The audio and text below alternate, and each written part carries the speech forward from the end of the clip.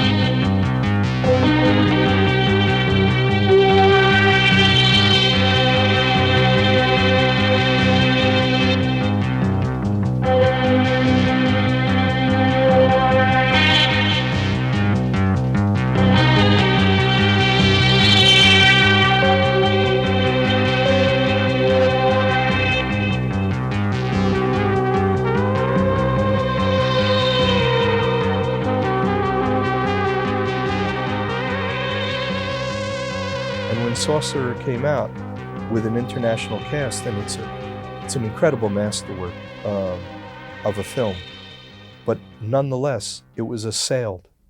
It was assailed by critics. It was a financial disaster, if you will, at the box office, to such an extent that people now regarded Billy as perhaps an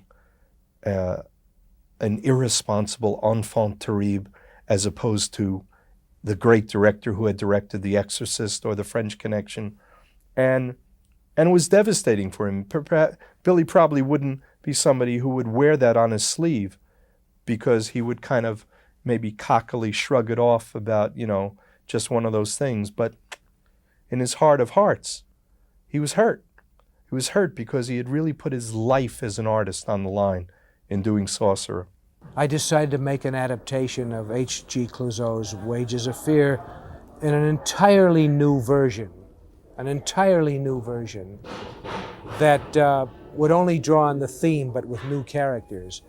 And in many ways, I think it comes as close as any film I've made to fulfilling my intentions for it. It's probably the one film of mine I can still watch. We're carrying 3 cases each. 1 is enough to blow your fire. 6 cases will blow out the whole field. That means you don't think all the trucks will make it. One of us is a backup. We want double and legal residence, or we don't drive.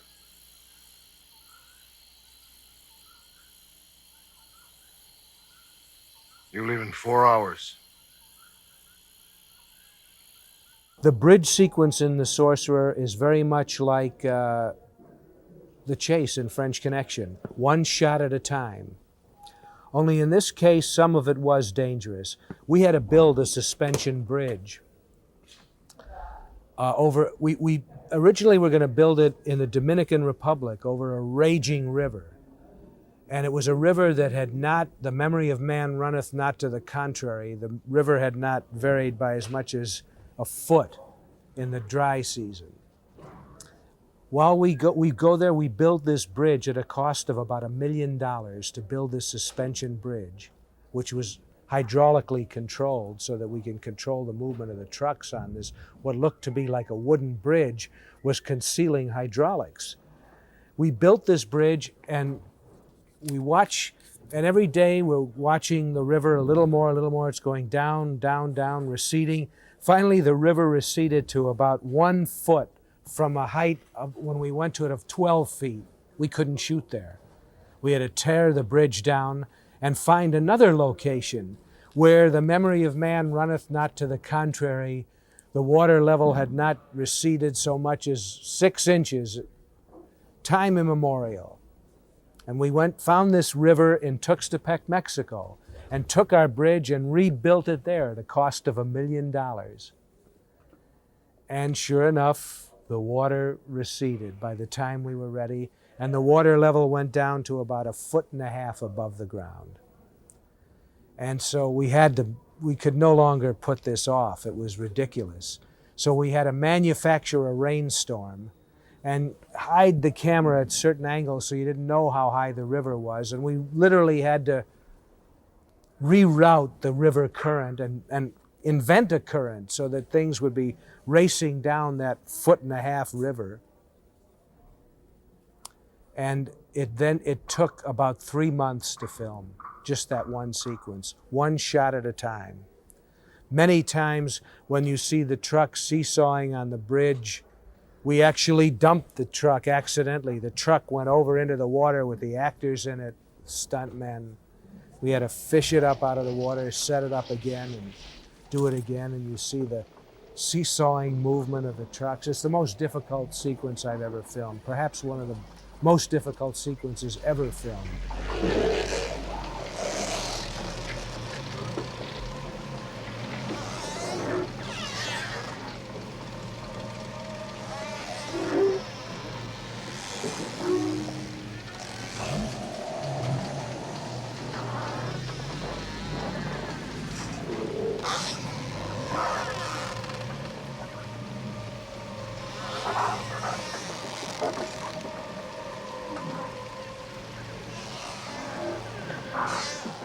We shot in Israel.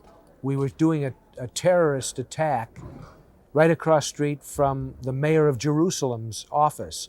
We set off a bomb right across the street from the mayor of Jerusalem's office in a country where a lot of bombs went off for real. And we set this bomb off and actually shattered the windows of Teddy Kollek's office. He was the mayor of Jerusalem. And the brigades came out, and people knew we were filming, but it was so real. And what happened was another actual terrorist attack took place 2 blocks away while we were filming ours.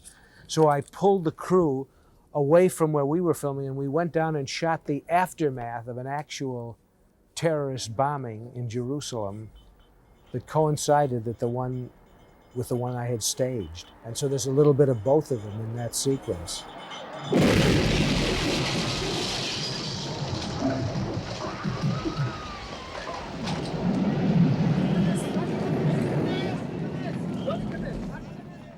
It had taken a great deal out of me and everyone else who worked on the film, and it was extremely difficult to shoot, and it's the most disappointing thing that's ever happened to me that the film was not a success. I thought after it was finished that of all I had finally made a film that really worked for me, and I was very pleased with it, and it was really a failure. You'd have to say it was both a critical and a commercial failure. And it hurt me very deeply. It was a deep wound from which I may have only recovered recently. It becomes like losing a person close to you or a child. When you work that hard on a film and then you think you've achieved something beautiful and the critics and the public tell you it doesn't work for them, that's the toughest part of directing. The actual work itself is a joy. It's enjoyable. Every part of the process. When they don't work, it hits very hard. I felt when I made The French Connection and The Exorcist that I had a real grasp on public taste. Public taste was my taste. I rode the subways. I lived, very simply, and I was the audience. And I think that's the best way for an American film director to be working, to be completely in sync with your audience, because we don't make these films to hang in the Louvre. We make them to be seen by as many people as possible. And when the film is not seen and doesn't have a good release, it's disappointing. And in my case, I felt I had lost the magic touch, or that had just eluded me. I don't know whether I ever really had it, but I felt that I had it and lost it. A good director requires many qualities. He's got to be a psychiatrist with his actors. He's got to be a technician with his cameraman. He's got to be have the eye of an interior decorator for the sets. There are many things he requires. But the one dominant characteristic that a good director should have is ability to tell a story. He's got to be a storyteller in the tradition of the old minstrels. in the tradition of the guys who stand to this day in front of an audience and capture their attention by telling stories. You've got to be a storyteller, and Billy is that.